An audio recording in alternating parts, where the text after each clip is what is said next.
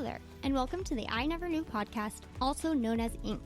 This show dives into the life experiences of people who have been through it all and have come through the other side stronger, better, and triumphant. Each story is raw, authentic, and, at times, heartbreaking. One thing joins it all together: the fact that the stories can help the listener learn and grow. Hosted by life coach Maureen, she sits down each episode with a new guest who will empower the listener to set out on their self-discovery journey and start to heal. Now you'll be joined by Maureen and her special guest. Please enjoy the show.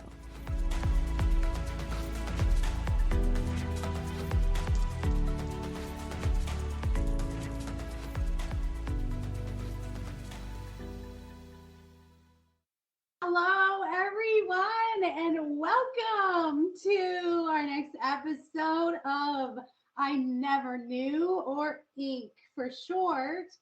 I am super excited for my next guest. I have connected with this beautiful, beautiful soul, and I was on her podcast. She does amazing things. I'm going to tell you all about her. And I'm just so thrilled to have her. So welcome, everyone, to Sabrina Victoria. Woo! What's up, lady? So Sabrina has gone from a struggling single mom to escaping a 13-year narcissistic abusive relationship. Sabrina's tenacity and optimistic spirit has inspired fans worldwide, myself included, and helped endless amounts of people break through and discover their own untapped talents and immense potential. She is now the creator and CEO of Human Better 365, a human transformation company, creator of the Her Version podcast, and founder of the Sober Society community. She's a speaker, entrepreneur, and author.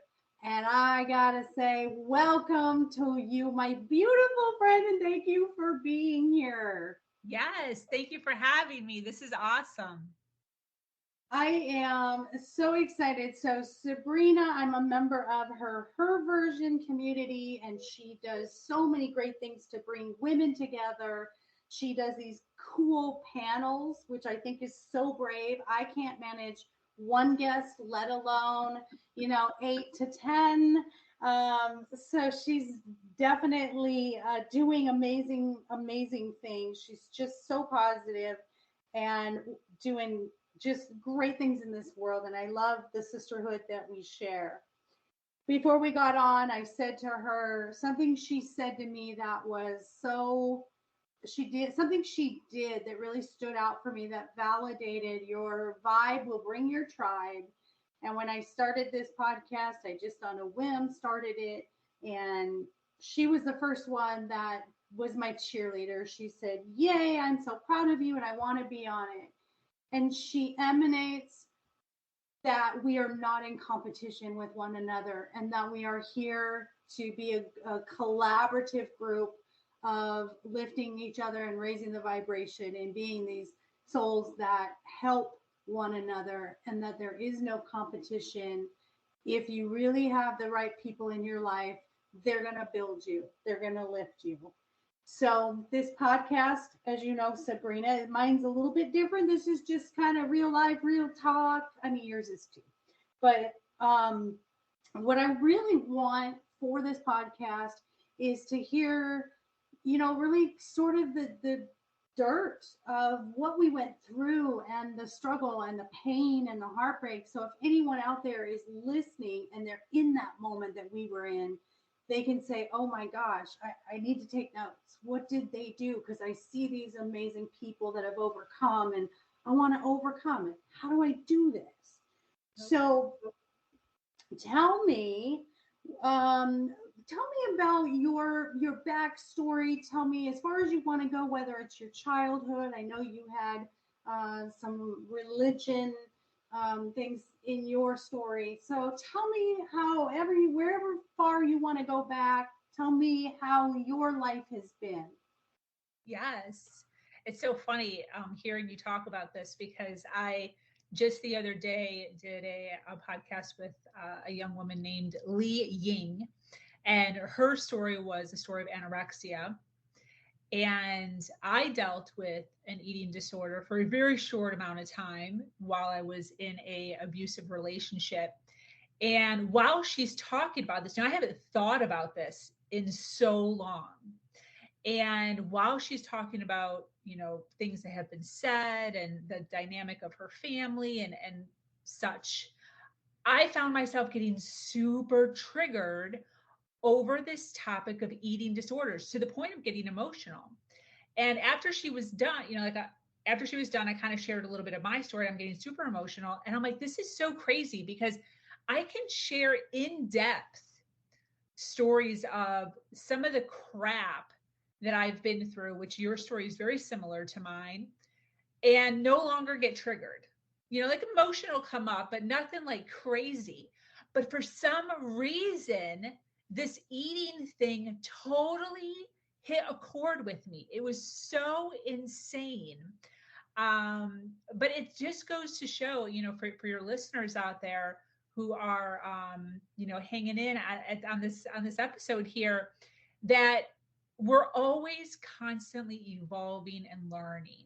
So, as I'm talking, as Maureen's sharing, we're both sharing our story.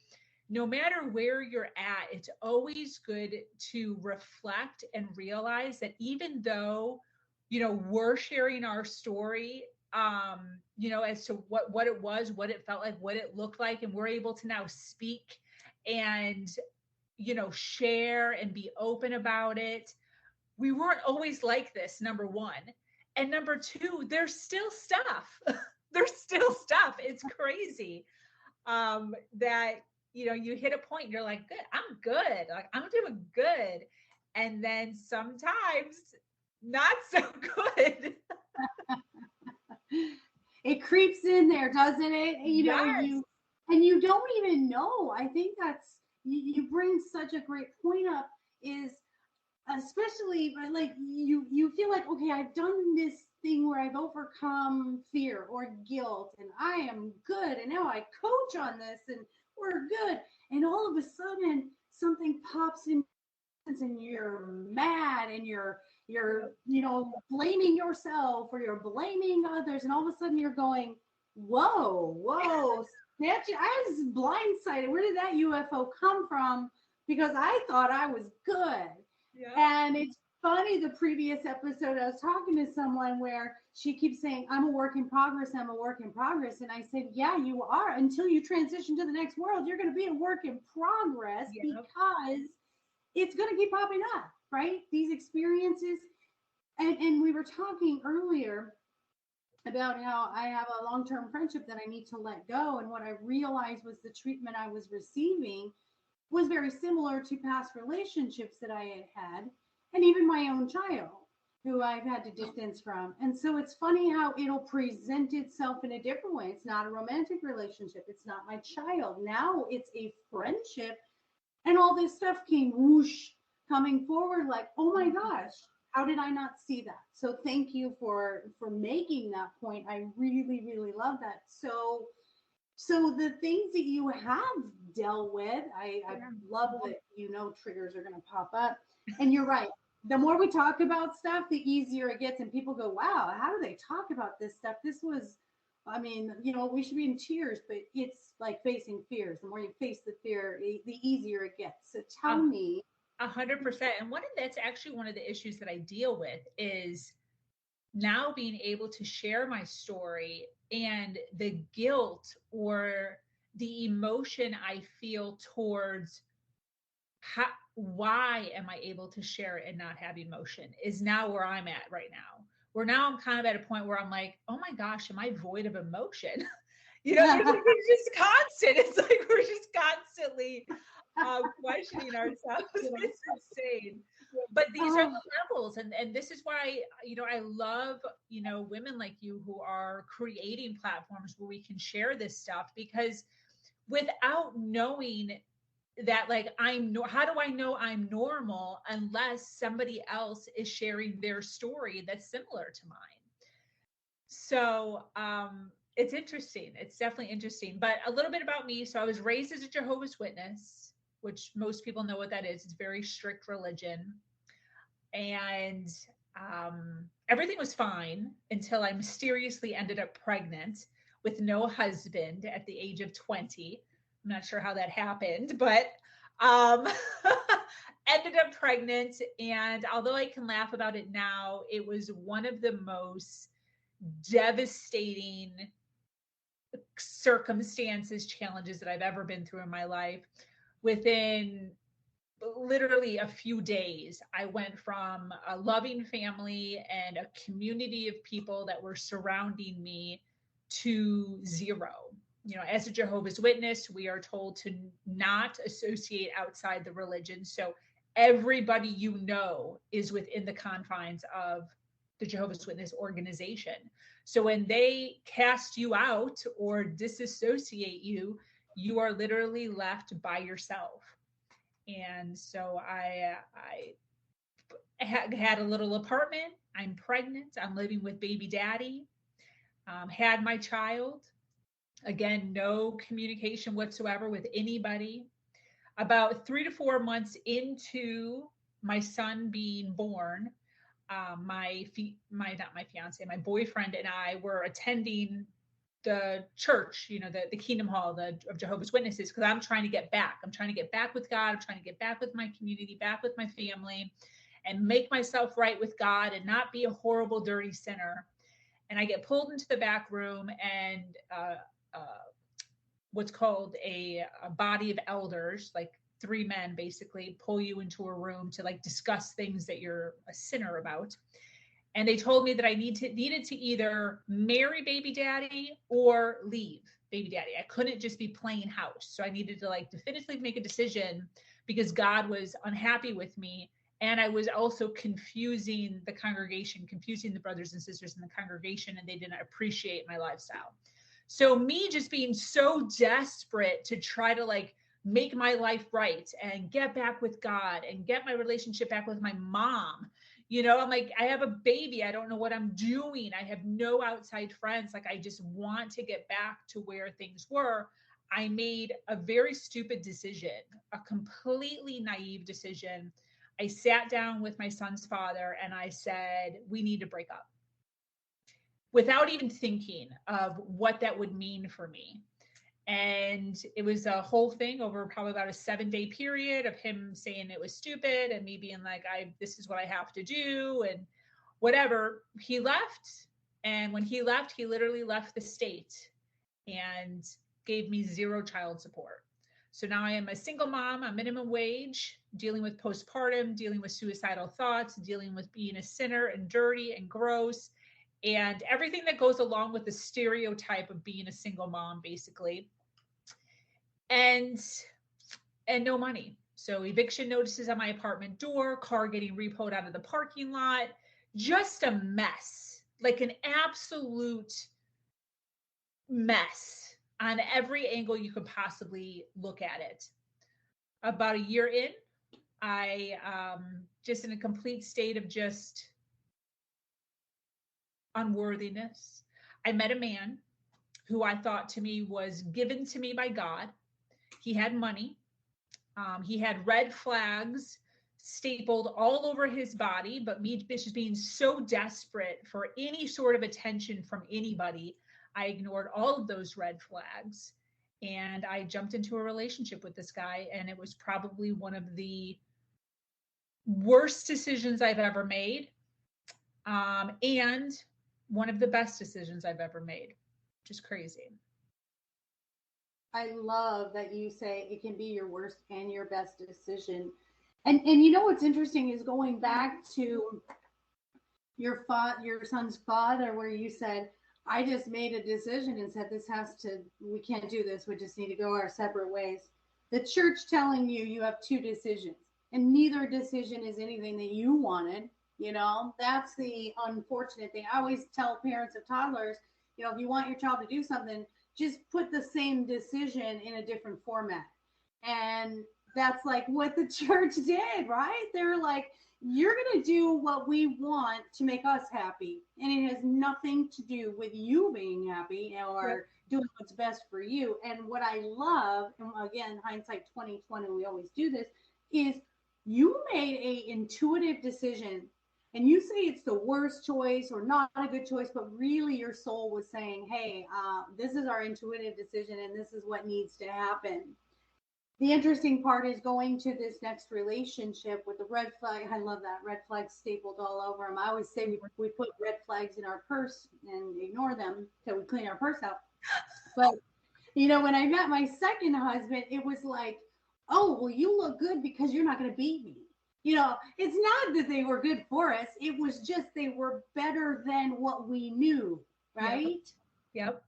So the strength that you found in just, my gosh, the complete stress of having a baby, being pregnant, and then being a single mom, and then just trying to make ends meet, and you're losing your car and your home. It's that desperation that we've all done. We've made these decisions out of desperation because I'd rather have someone than no one, because being alone and isolated without family, people to support me, is better than not having a soul in this world. So tell us how that relationship progressed. So within a very short amount of time, he convinced me to leave my place.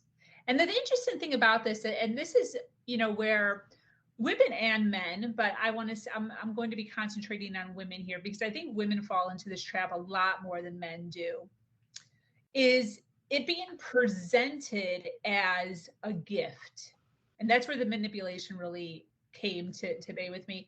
I look back, or I would look back while I was in that relationship, and I'd be like, I'm so stupid. Like, I'm so dumb for falling for this. But I have to remember that it was presented in a way of like him helping me. And he did help me. He presented it with, you're struggling.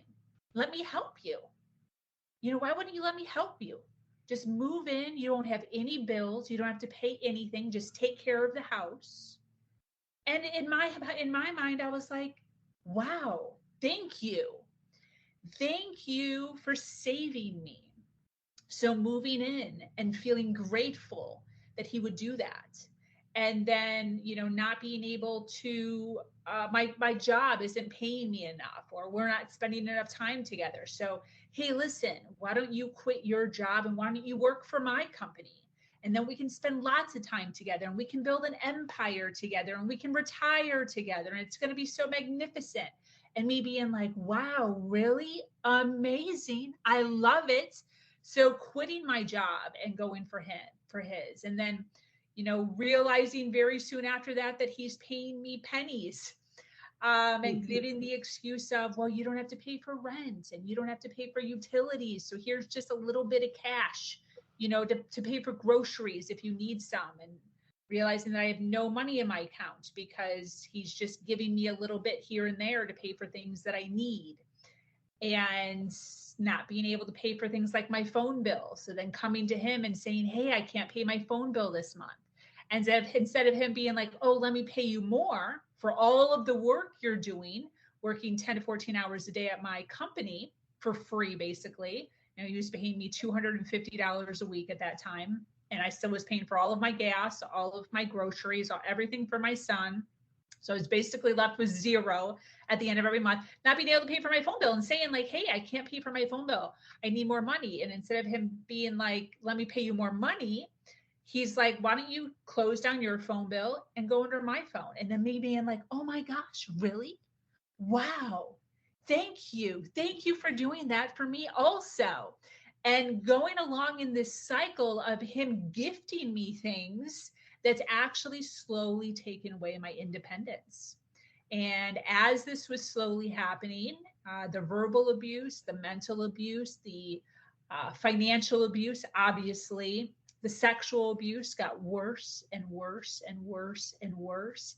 I would literally be crying my eyes out at least once a day, if not more, of just being completely I used to say this a lot, and he used to call me such a drama queen. But for those of you that are in relationships like this, and I'm sure, Maureen, you can identify with this, I used to say that he was stabbing me.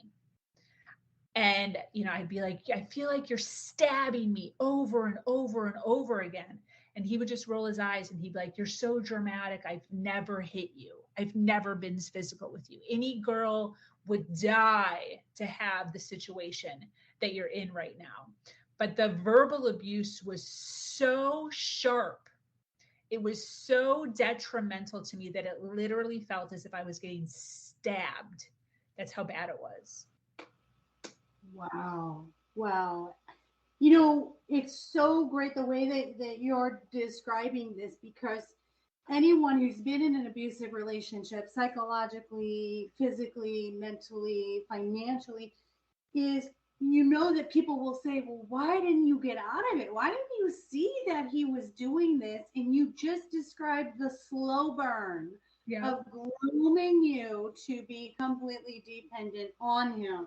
Yep. It starts with the love bombing. It starts with, I'm your knight in shining armor, and you've given him your vulnerability story, and he plays on that. He finds out exactly which buttons he needs to meet so that he can groom you to this place where you're one day going to be completely dependent on him and even more abusive than the one before, because he learns it's a covert narcissistic way to say, she doesn't know the long game I have. I'm just going to show her little bits of love along the way and save her and give her a little bit of money, and then I'll take over her phone, and then I'll take over this, to where you're still completely helpless and abused, but now you depend solely on this person, and their only game is to gaslight you into saying, you don't appreciate anything. Do you know what I give you? Don't you understand that I'm this wonderful person and you're so ungrateful? Yeah. So it's such a, excuse my French, a mind fuck, because people don't understand how long it takes to get there. And I've told you in my story, the physical abuse from my first husband was nothing compared to the psychological abuse of the person that you're describing as well. You almost get to a point where you, and this is, I hope this isn't a trigger for anyone, but you almost feel like, I'd rather you just hit me and get it over with than do this complete psychological stuff every day that Sabrina says feels like I'm being stabbed. Yeah. What a vision. I'm being stabbed with your words. And it was basically you just feeling these, this overwhelming feeling of every stab was him removing the confidence that you had, the self-esteem, the self-image, and inserting with every stab, inserting the need you have for him, and you will not be anything without me. And we believed it. We start to believe that. So this podcast is all about how do we overcome. And when you guys listen to Sabrina's story and you see her beautiful face and how positive she is, I know you all want to know, when did it change? Because I know for me, I had profound moments when my first husband had me on the ground with his hand on my neck and I was, literally closing into death. I know that was a moment I remember, but it wasn't the moment that I said, I'm done with this. I'm going to get out of here. That wasn't it. It still took me, many years later. Is there some moments or a moment that you were like, I know I was thinking it, I may not have acted on it, but this was the start of me saying, yeah, I can't do this anymore? Yeah, so there was two moments. One of which I'll tell first is the one that I tell the most, only because most people don't want to hear like the whole drawn out story. But there's actually two, since you're asking me the question. There's two moments. So the first one that I tell all the time is I'm in the bathroom, on the floor, in the dark, having a complete mental breakdown, as I did probably weekly in this relationship. But just like and for those that are in these abusive relationships, this, like when you just can't, Like you're literally just dying and screaming and crying. Just everything is pouring out of you because you're just feeling so trapped and you're feeling so helpless. So I'm in the bathroom on the floor and I had my phone in my back pocket and I pull out my phone and I Googled, why is my boyfriend bullying me? Because I didn't know any other vernacular other than bully. Wow. And the entire world of abuse just hit me right in the face. Literally on the floor, I went from this just helpless. I like describe myself as like a little mouse, just like no way out, to all of a sudden my eyes just beaming with brightness of like, oh my God, this is me. Everything here is me. This is my relationship. This is the fuckery that I have been dealing with. And I dove headfirst into narcissistic abuse, manipulation, gaslighting, empathy, codependency, and recognized that not only was he totally messed up in the brain, but I was also totally messed up in the brain. And I dove headfirst into personal development. About, I don't even know how much later, maybe 4 months, 6 months, 8 months, I don't even know, he proposed to me. Oh my gosh. Yeah, he proposed to me. And it was a whole thing, like crazy. We went to a different state. We were arguing the entire time. It was in Roswell, Georgia, which is now where my now fiance's kids live. So that's awesome. It was in Roswell, Georgia. We had flown or driven up there to go look at a car. He had, since I was using his car all the time, I was putting miles on it to work, and my kid was school, and it was kind of a higher end car, the one that I was using at that time, because he was using the other ones, or I don't even know. So he was going to invest in another car for me. Right. So we went up there to go look at a BMW, a beautiful BMW, white, like tan. He had asked me on several different occasions, because I'm like super low maintenance. So, he's like, we need to get you a car because you're just putting so many miles on my cars, and my cars are expensive and this and that. You're lowering the whatever. So I'm like, just buy me a freaking Honda. Like, I'll take a Kia. It doesn't matter to me. Just whatever. Let's go to CarMax. And he's like, no, we're not doing that. What do you want? And I'm like, I'm not doing this game. Because by that time I already know, in the whole Indian giver thing, like nothing they give is actually a gift. It's always like, it's a way for them to manipulate you.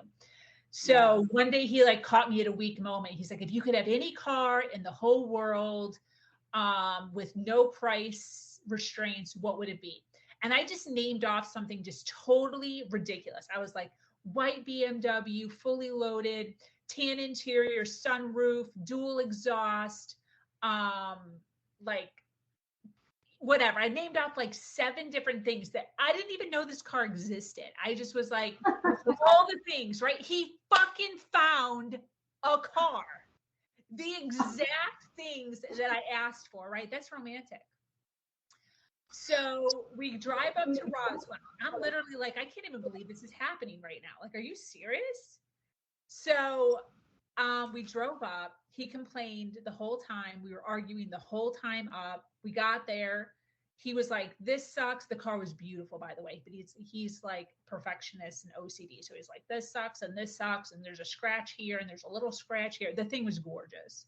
So we leave. He's all pissed off. He's like, I can't believe we freaking drove all the way up here, blah, blah, blah, blah, blah. Drops me off at the mall. I'm pissed. We're not even talking. I'm like, I just can't anymore with this. I just want to leave this relationship so bad. So he picks me up like 5 hours, 6 hours later. I don't even know. He said he was going to go check out another dealership. He had all this rigmarole. Picks us up from the mall. My son was with us, by the way. We go out to eat, really fancy restaurant. At the restaurant, he's all of a sudden like, you're so beautiful and you're the best. And I want you to be the mother of my children. This this whole thing. And in my head, I'm like, what is he smoking? Is he like smoking something? This is so weird. So we eat, everything's fine. We leave, everything's fine. We're walking in the parking lot and there's another BMW, white, tan interior, sunroof, looks identical to the one we just saw in the parking lot with a for sale sign in the windshield. Oh. I was like, what is this? Are you serious? This is a sign. And he's like, oh my gosh, let's call the number, all this stuff. So the number was somebody that was in the restaurant. We go in, we figure out, we get the keys. The guy's like, I'll be coming out soon. Open it up, check it out. We're almost done, whatever. I don't even know. So we go out, we're in the car. And I'm like, are you freaking kidding me? Anyways, long story short, he's like, let's take it for around the block. Let's take it for a drive. I open up the glove compartment. I'm like looking around. And in the glove compartment, there's paperwork. And my ex's name is on the paperwork. And I was like, I think this is the same car. It didn't even dawn on me what had happened. I'm like, I think this is the same car. Like, this guy must be using this car. Like, maybe his dad works for the dealership or something, because your name is on this stuff. And he looks over at me and just starts laughing. He's like, are you serious right now? And then it dawned on me. I was like, oh, are you serious? He's like, yes, it's yours. So we get out. I'm crying. I can't even believe it. It looks beautiful. I'm all excited. We're taking pictures. I'm in the driver's seat. He's like, hey, open up the center console and see if there's a charger. I had like, I don't know what he said, but he's like, see if there's a charger in the center console is a freaking thing for a ring. So I take it out. It was all antique-ish, which is like my style, with like our initials emblemed on it. Open it up and there's a beautiful engagement ring. I look over, he's on the ground, and he does this whole beautiful, not really long because narcissists aren't really like that, but it was nice. Like, I love you, blah, blah, blah. I'm shaking, I'm crying. I can't even believe it. I'm like, this is like over the top. Like, this is so romantic. This is so nice. Like, he really loves me. Like, this is really coming from a really good, because when you're with these people, you want them to be that person. You're like waiting for them to be that person. And this was like, he's this person. You just look for something nice, yes. Because most of the time they're not nice. And so it's so funny how you'll take those little tidbits, and then a grand gesture like that is like, oh, I can forget everything because of this now. So, oh my so everything God. was fine. I was like so happy. We drove the car. We stayed overnight at a hotel. I'm ecstatic. We're talking about weddings. We call his mom. We call my mom. Whatever. It's a full moon. It's like the longest summer day. It was like on that date, like it was all these things aligned. It was like so many things, right? And I was like, oh my gosh, I'm feeling all the feels. Like, this is right. I'm doing it right. We're aligning. I just have to be patient, and I'm gonna get back all of the heartache and all of the work that I'm putting into this day and night, mentally, emotionally, physically, sexually, and with all the work I'm doing, and I'm going to pay off. It's going to pay off at the end. I can feel it. The very next day is my second sign. So wake up to head back down to Florida. He's driving the car that we came up in, and I'm driving my brand new BMW with a beautiful engagement ring on. Feeling so good. We pull off. We're like, finally in Florida, we pull off Daytona Beach, Florida. We pull off to eat. We're in the parking lot. He pulls in. He's very meticulous about parking. He pulls in, and I was like, I'm going to wait and pull in next to him. That way, there's not such a 100 chance of him complaining about like one or other side of the car I parked next to. So this way, it's only a 50% chance of him not liking the car that's parked on the other side of me, not like basically 100% chance, because he's on the other side. So I wait for him to get out, close the doors so that I can pull in. Well, while I'm waiting for him to get out of the vehicle, a car that's in the parking lot, I'm here trying to pull in, freaking backs up full speed into the side of my 1-day-old BMW. Oh no. just freaking smashes it. Oh. So bad. So my ex runs up, just flips the fuck out at me and the driver like a psychopath. Now, did he do this all the time, but very rarely in front of people, like very rarely in front of people. And I had no money, so we were supposed to eat. He refused to feed us. He was like, this is going to cost me so much money. I can't afford to feed you now. I should have bought you a Kia. You're not worth this. I should have known better. This is why you don't have anything nice, is because you can't even take care of something for a day. Just off the rails for like 2 hours straight in this parking lot. Called the insurance company, was bullying this guy like he would not. It was horrible, all in front of my son. Wow. My son was probably like 10 or something. I don't know, he was young. I'm crying. Like I can't even breathe. I'm crying so bad. And by the time all that fiasco was over, he did not feed us and I had no money. So we didn't eat and my son didn't eat. And it's one thing to fuck with me and it's a totally other thing to fuck with my son. And that was it. I was like, I'm done. 100%. I opened up a secret bank account. About a week later, I started 3 online secret businesses, all online, untraceable, and started making money immediately. It took me 4 years. It took me a long freaking time.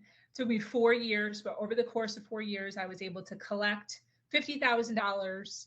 And just one random day, June, I collected my clothes, my son, and my bicycle, and I left. Wow. Yeah. Wow. I'm certain everybody's going to be as blown away as I am. And I've heard the story before, except I didn't hear that, the specifics of the last two. Wow. Oh my gosh, that's a lot. And the first thing that comes into my mind is you said you were convinced this was the moment that you were going to get everything you were waiting for. Isn't that just crazy how we think? And I have in parentheses, convinced this was the prize for all the quote hard work. Yep. It's really you saying, I can take this abuse,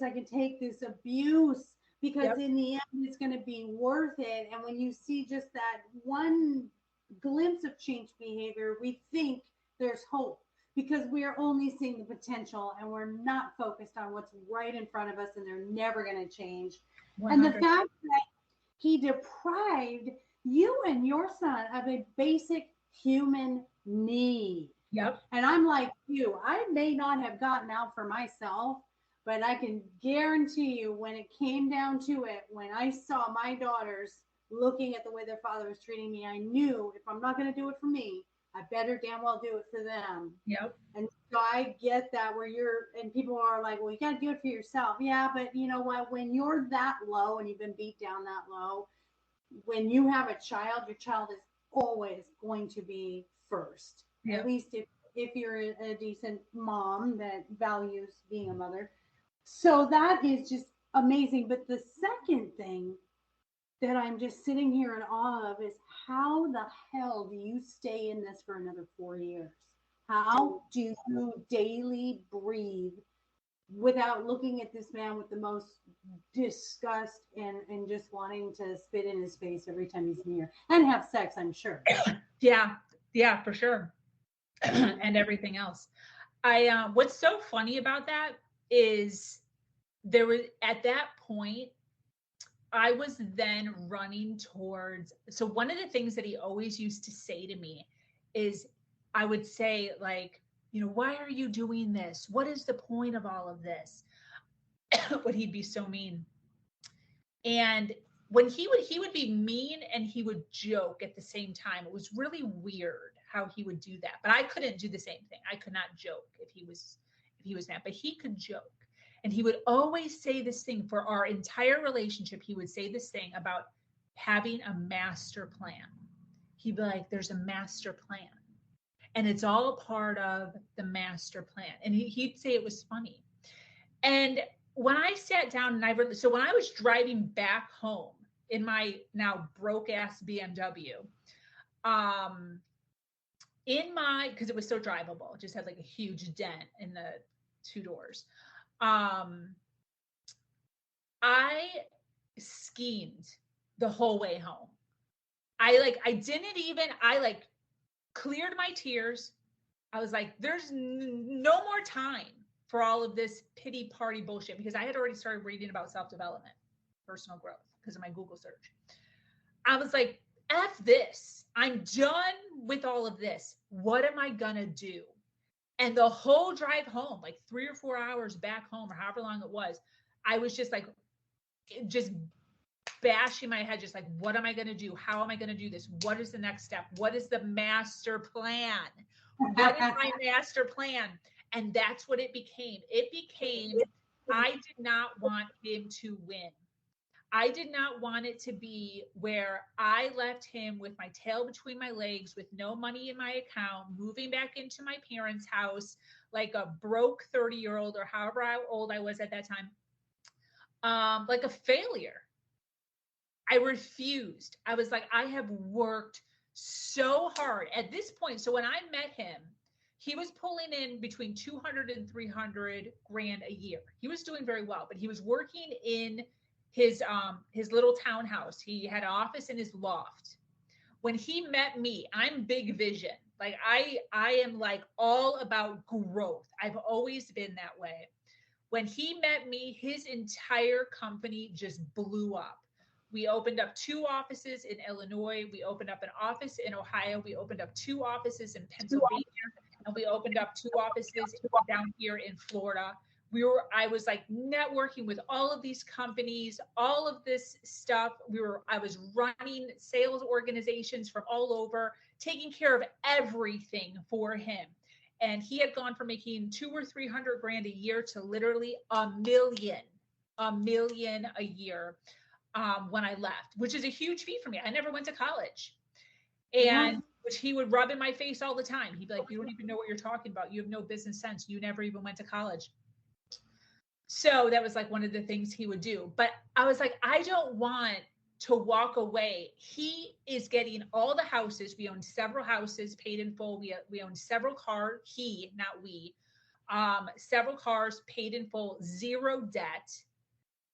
And I was like, this is total bullshit that I've literally put so much blood, sweat, and tears into this. Because he would just say, like, yes, everything's in my name, honey, but like, you get to use all of the stuff. So his whole excuse for not paying me for so long until like the very, very end, when I just was reading in personal development and basically was like, what is that called? Where you,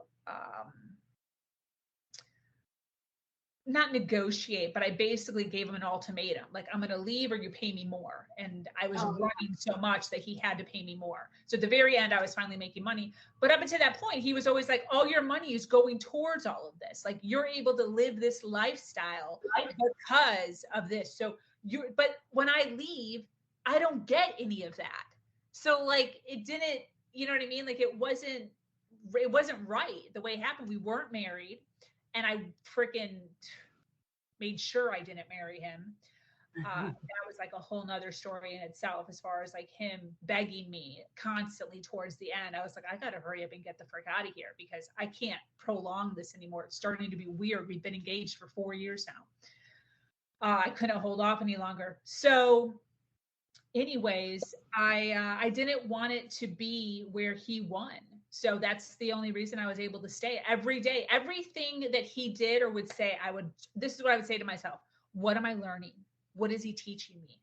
What am I learning from what he is saying or what he is doing to make me better after I leave this situation? That's all I was doing. So every hiccup with business, every hiccup with personal, every hiccup with sexual, with communication, whatever it is, what am I learning in this experience, and how is this going to be? And that's the only way I was able to get through it, was just take it on as if he's a shitty teacher, just like the worst teacher you could possibly have in college. And I'm the student. And what is this teacher teaching me? And that's how I did it.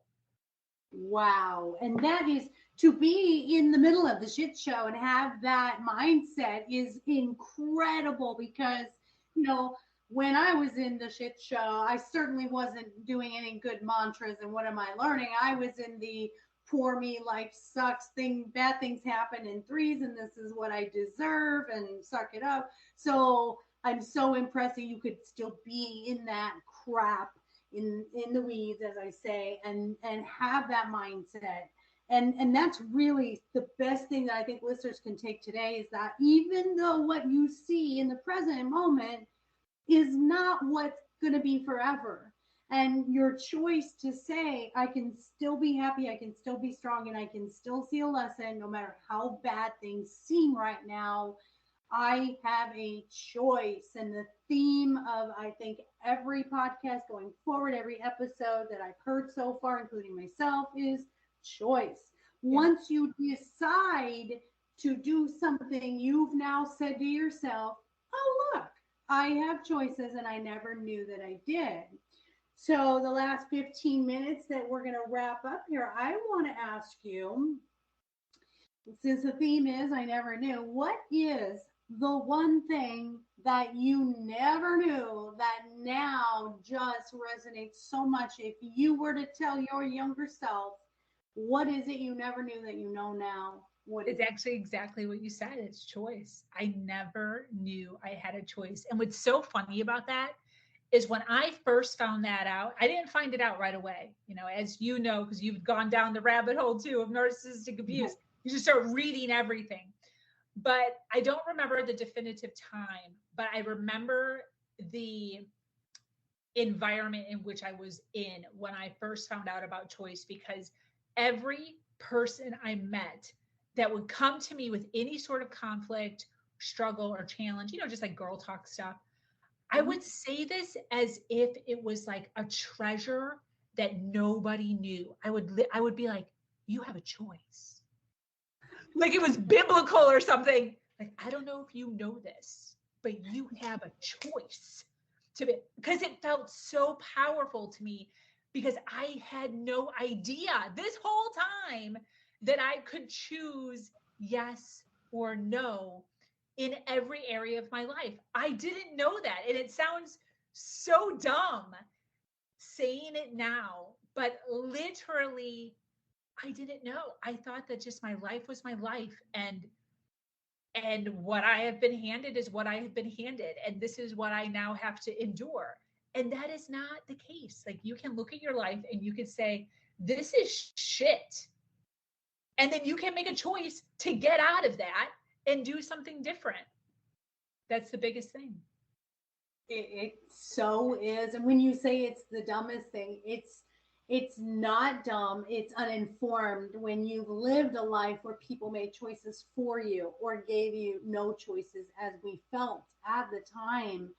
I completely relate to that.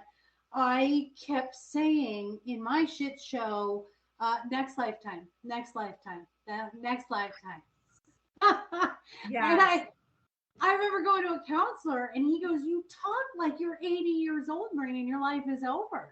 It really, really showed me, oh my gosh, if that doesn't sound hopeless. I mean, I'm 40 and going to this counselor acting like, well, the rest of my life is kind of a wash and I'll just go day by day doing whatever this person does to me or this person does to me. So I get that. And the important thing is, how did you realize you had a choice? What did you do different that showed you, now I have a choice? Yeah. I mean, it was just taking the power back. One of the things that he used to say to me all the time, whenever I would kind of get out of line as far as having an opinion, heaven forbid, he'd say two lines to me. I don't know if I'm going to remember both of them, but one of them was, whoever makes all the money makes all the decisions. Ooh. Oh, and the other one was, whoever has all the money has all the power. Ooh. So after him saying this to me over and over and over and over again, he didn't know this. But once I started working personal development, those two things were actually the things that got me thinking. I was like, wait a minute. Whoever has all the money has all the power. Not he has all the money, he has all the power. Whoever. So I was like, wait a minute. Does that mean that if I have money, I have power? So I tried it out. I was like, let's try this out. Let's see what happens. And you're like, thanks for the tip, buddy. I'll see you and I'll take my 50,000 and I'll be heading on down the road. I freaking love it. They don't even know they're giving us advice. So I freaking love that, and that you were able to just hold all of it in and not lose it on him and be like, you have no idea what I'm doing. I wouldn't have. I have a little less. I have an Irish temper, so I probably, blew a lot of my secrets because I couldn't hold myself. But I'm asking every guest as we wrap up what these two things. So, what is your mantra every day that you run into struggle? If something comes up, a problem comes up, for me, it's everything's always working out for me because I know in the end what's meant for me will never miss me. So what's your mantra now when things come up in your life that are, a little bit of a struggle or a resistant or a block?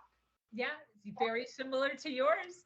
And you can ask anybody this. Mine is the same sentence. And this sentence got me through probably the last 6 years of that relationship all the way up until now. And that is, everything is going to be okay.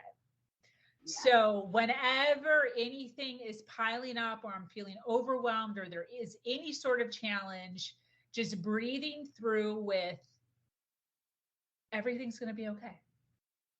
Just lightens everything. And sometimes it's just working through it. You just have to work through it. All these challenges that we are given, which is why I kind of opened with, it was one of the worst things and one of the best things, because quite honestly, if I wouldn't have gone through what he put me through, I wouldn't be doing what I am doing now. And what I am doing now is everything to me. So everything's going to be okay. Literally everything's going to be okay. We've been through so much. You, the audience, has been through so much, and you're still here. You're here and you're listening and you're taking in and you're learning and you're continuing to improve and evolve, and just recognizing that you've done it and you can do it again. Everything's going to be okay. Love it. It's that affirmation. I've been through a lot and I'm still here. I'm still kicking and I've learned, and I'll deal with everything that comes, and I'll not only deal, but I'll face it with joy now and with ease. So I just love that. You give me absolute chills, and I still can't believe Google is the thing that started your journey to safety and getting out, which I was going to say I'm a millennial. I am a Gen Xer, and we didn't have, as we discussed prior to getting on the technology, I'm the payphone pager cassette girl. So, we didn't get to Google these things. We just had to stick it out and figure it out till later. But my very last question that I'm asking every guest is, what is your go-to self-indulgence? Oh my gosh. This is a horrible question for me. If you ask that to my fiance, he would just poke his head in right now, and he'd be like, work. She just works. That's a terrible answer. That's a terrible answer considering my Yes and no, though. Yes and no, because what I am building is everything. The community that I am building, the mission that I am on is everything to me. I have a master plan. I really do. I really do have a master plan. And I really am working on making an impact within the human and predominantly the female community. And I have really, really big thoughts and vision for what I'm trying to build here. And I'm so super excited about it. My indulgence is long hot showers. I take obnoxiously long hot showers. That's really it. But you know what's funny about that is I have a waterproof aqua pad in my shower so I can still work while I'm showering. And my fiance can also attest to that. I don't know if I have any here, but I have little scraps of little, the aqua pad is like, it's probably like this big. So I have these little scraps of little aqua pads all over my desk, usually of the notes that I take while I'm taking a shower. But that's my one thing I do. I love long showers. I love that. I really do. They have bath bombs for the shower for this. Yeah, I need to send this to you. For the steam hits these little bath bombs and then it releases the fragrance that would be a great gift for you. So that's interesting. I would say life-work balance, as because we teach this, so take your own advice. But I can get it. I understand. I find joy in coaching. It's a drug for me. It really. I can be so tired and drained, and I get on a coaching session, and by the end, I'm like pumped. So I get that when you're in your purpose, your work is an indulgence. It is that joy that we find and that passion that we find that maybe a lot of people don't find. So people need to really find that passion and that purpose. And I've always heard, if you love what you do, you'll never work another day in your life. And I don't feel like I work. This does not work. Having a conversation with my beautiful girl, Sabrina, and sharing to give others hope and help. Holy cow, how can this be defined as work? That's a 4-letter word. This is just joy. I like the 3-letter words. So I'm going to close it up, and I just thank you so much. Where can everybody find you, and what have you got going on that you want people to join, or Facebook pages, anything like that? Anything you want, you go, promote away. So the main website is sabrinavictoria.com. I try to make it easy for everybody. So just my name, sabrinavictoria.com, and that links you to everything. My podcast, my company, Human Better 365, and all the other communities. I have a sober community that I also run. And all the things that I'm working on. I'd love for you to sign up for the newsletter. So you can get all the good, awesome, cool things that we're doing. I just started a mastermind. So that's in there also. But all good stuff. And my social media is all under Sabrina Victoria. Great, guys. So she's like me. I like to throw everything in one place, make it easy for you. We kind of have an organized mentality. So go to sabrinavictoria.com and you'll find everything about Sabrina. And she also has her version podcast. So definitely we collaborate, we intertwine, we panel, we share all of it. It's all good stuff. So love you, lady. And I hope you have an amazing week. And I thank you so much for being here. Yes, thank you. Thanks, love.